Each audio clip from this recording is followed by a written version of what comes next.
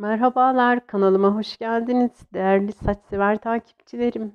Ben bugün saçlarımı kırlardan topladığım çivit otu ile boyadım ve çok güzel oldu. Biraz fazla beklettim, uyuyakalmışım yine. Akşam saçıma sürüp yatmıştım. Böyle kızıl kahve oldu. Çivit otuyla saç boyadığımız zaman biraz uzun bekletirsek, 6 saatten fazla bekletirsek böyle kızıl kahve oluyor. 4-6 saat arası bekletince de güzel bir kahve tonu elde etmek mümkün oluyor. Ben çok seviyorum çivit otuyla saç boyamayı. Bu kullandığım çivit otlarını da Haziran ayında kırlardan toplamıştım. Sizin için videosunu da hazırlamıştım. Kanalımda videosu var. Geçen yıl çivit otu toplamayı kaçıranlar bu sene Mayıs-Haziran ayında mutlaka kırlardan toplasınlar. İnternetten satış yapan sitelerde de satılıyor. Çivit otu Isatis tinctoria diye aratın. Şu köşeye de yazdım nasıl arayacağınızı. İsmini tam olarak yazdım. Şimdi ben şöyle kırlardan topladığım ve güzelce kuruttuğum çivit otlarımdan kendi saçıma yetecek kadar koyuyorum. Bunun bir ölçüsü yok. Bakın böyle hem çiçekli hem saplarından hem yapraklarından koyuyorum. Özellikle yapraklarından koymak gerekiyor. Mavi rengi yaprakları veriyor ve mavi renk kına ile birleşerek mayalandığında çok güzel bir kahverengi tonu ortaya çıkarıyor. Köklerinden de koyabilirdik ama köklerinden sökmek istemedim. Çünkü yeniden ilkbaharda uyansınlar istiyorum. Yani bunun soyunu da kurutmamak gerekiyor. Bitkinin devamlılığı için çok fazla da toplamadım. Çünkü yine kırlardan çıksınlar. Şöyle bir tencereye aldım. Üzerine su koydum ve yarım kapak yaparak yarım saat, bir saat arası kaynatıyorum kısık ateşte. Küçük ocakta kısık ateşte kaynatıyorum. Bu benim kına yapmak için kullandığım tencerem. Sonra güzelce soğuttum. Bakın şöyle çok güzel bir su oldu. Bu su ile saçlarımızı banyoda yıkayabiliriz. Çok güzel bir antiseptik özelliği olan su. Birçok saçlı deri hastalığına da iyi geliyor. Şöyle ben kınamın üzerine azar azar ekleyerek karıştırıyorum. Kınamda Hindistan kınası. Bu kadar yeşil değil. Böyle haki yeşili gibi. Ama kamerada çok parlak çıkmış. Parlak yeşil çıkmış. Şimdi şöyle saçlarımı boya öncesi size bir göstereyim. Mavi gıda boyasıyla boyadım bundan önce. Ben 4-5 boyama sonra saç boyamamı değiştiriyorum. Çünkü saçlar değişikliği çok seviyor. Hep aynı formülle boyanmak, hep aynı şeyleri yapmak istemiyor. Şöyle dipleri de göstereyim. Benim beyaz saçım çok az.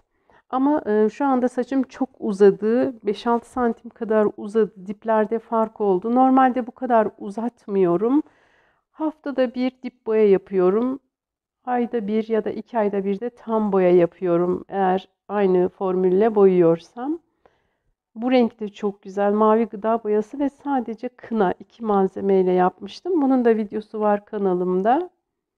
Şöyle diplerini iyice göstermeye çalışıyorum bakın. Çekimleri kendim yapıyorum. O yüzden de biraz zorlanıyorum. Şöyle yanları da göstereyim. Bakın beyaz saçım gerçekten yok denecek kadar az. Çok az. Yaşım da öyle genç değil. Yani her yaşta saçlarımız ve cildimiz güzel olabilir. Güzel hanımlar. Kendimizi bırakmayalım. Bakımlı olalım. Evet şöyle görüyorsunuz kendi saçımı. Şurada size daha iyi gösterebilirim. Bakın kendi saçım şu ara 5-6 santim kadar uzadı. Gıda boyası da gerçekten çok güzel saç uzatıyor. Şöyle görüyorsunuz. Şimdi benim saça kına sürme videom var. Oradaki gibi sürerseniz bu dipleri çok iyi boyayabilirsiniz. Saçımı bir kez şampuan yaparak soğuğa yakın ılık suyla güzelce yıkadım. Suyunu aldım. Islak saçımın üzerine bu çivit otu ve kına karışımını sürmek istiyorum. Kına ile çivit otu suyunu karıştırdıktan sonra şöyle birkaç saat dinlendirdim. Renkler iyice birbirine geçsin diye. Hem de böyle çok güzel karışmış oluyor.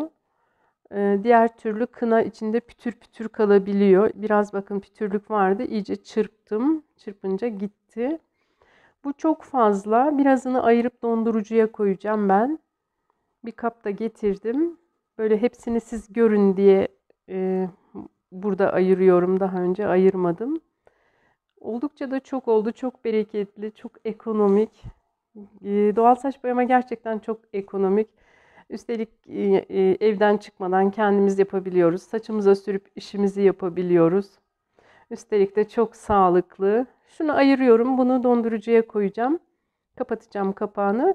Ve daha sonra ihtiyacım olduğunda çıkarıp yine saçlarımı boyayacağım. Dondurucuda boya olunca çok mutlu oluyorum. Çünkü çok iyi oluyor. Şöyle bir kulak temizleme çubuğu ile de kaşlarıma da biraz sürüyorum. Böylece kaş beyazlama sorunu da yaşamıyorum. Tüm doğal saç boyalarımdan mümkün olduğunca boya yaptığım zaman biraz kaşlarıma sürüyorum. Kurumadan hemen ıslak bir pamukla güzelce siliyorum. Kuruyunca biraz kaşlardan zor çıkıyor. Yani bir yaklaşık kaşımda 10-15 dakika kadar duruyor diyebilirim. Ben akşam sürüp yatmıştım. Uyuyakalmışım. 7-8 saat kadar bekledi saçımda. Sabah şöyle saçlarımı güzelce yıkadım. Şampuansız yıkadım. İlk yıkamayı şampuansız yapıyoruz. Güzel akıtabilmek ve saçlarımı tarayabilmek için tabii ki saç kremi kullandım. Şöyle dipleri göstereyim bakın. Çok güzel olmuş ama şöyle bir 5-6 santim uzamıştı ya saçlarım. O yüzden biraz diplerle şöyle uçlar arasında bakın biraz renk tonu farkı var. Bu çok normal. Çok uzattığım için oldu. Uzatmasaydım, sık sık dip boya yapsaydım bu olmayacaktı. Sizler de bu konuda sorun yaşıyorsunuz. Onun için bunu size göstermek istedim. Bakın şu kadar mesafe yeni gelen saçlarımdı. Beyaz saç olursa tabii burası turuncu olurdu. Ben de şimdi saçlarım alttaki saçım kahverengi olduğu için turuncu olmadı ama renk farkı var. Ne yapacağım ben? Hemen birkaç gün sonra bu artan boyam vardı. Onunla dip boya yaparak farkı kapatacağım. Şöyle yanları da göstereyim bakın ne kadar güzel boyanmış. Altlar zaten güzel boyanır. Oralarda sorun olmaz. Çünkü aşağı doğru akıyor yakına. O yüzden arkalar iyi boyanır. Şu tepelerimi göstereyim. Yine de çok güzel boyanmış. Benim saça kına sürme ve kına ile dip boyası yapma videolarım var. Oradaki gibi sürerseniz hem kolay olur hem temiz çalışırsınız. Böyle yerlere gazeteler seriyorum. Hiçbir tarafı kirletmiyorum. Şöyle bakın.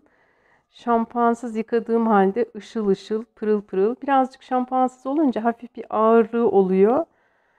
Şöyle birkaç gün sonra saçımı şampuanla yıkadım ve bakın.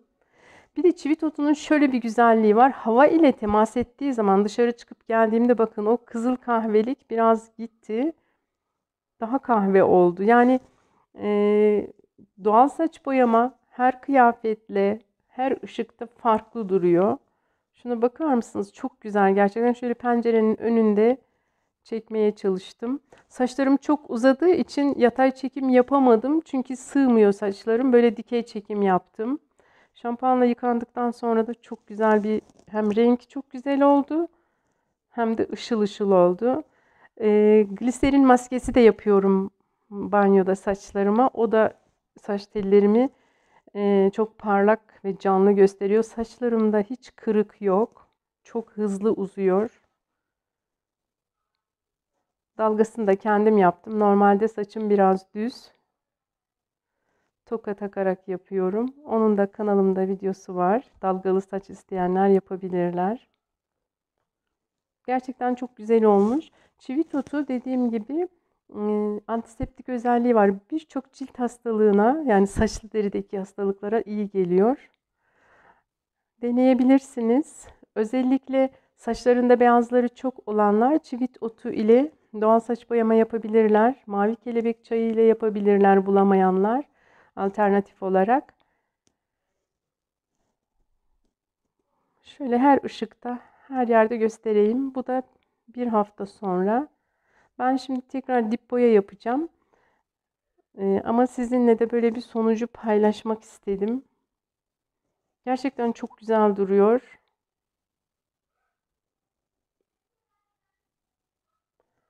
Saçlarında beyazları çok olanların sabırla yapması gerekiyor. Çünkü ilk uygulamalarda böyle videodaki gibi renk olmaz. Benimki gibi olmaz. Çünkü benim saçlarımda beyaz saç çok az.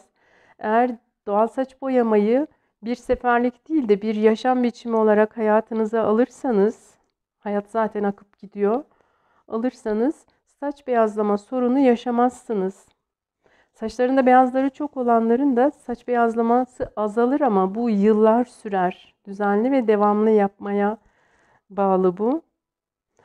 Doğal saç boyama özellikle çivit otu ile de saç dökülmesini durdurur. Dökülen saçların yerine yeni saçlar çıkarır. Saçlarınız gürleşir. Zamanla saç beyazlama sorunu da azalır. Evet, şöyle balkonda da gösterdim size. Kendim çekim yapmaya çalışıyorum. Biraz çekimlerim güzel olmuyor, kusura bakmayın. Ama siz bilgilerime önem veriyorsunuz. Çok teşekkür ederim. Burada çok değerli saçsever takipçilerim var. Erkek kardeşlerim için çok uygun değil. Çünkü onlara kınalı tarifler olmaz. Kına ne kadar kızıllığı gitse de görüyorsunuz biraz kızıllık verir. Kınanın kızıllığını almak biraz el becerisi ve bilgi ister.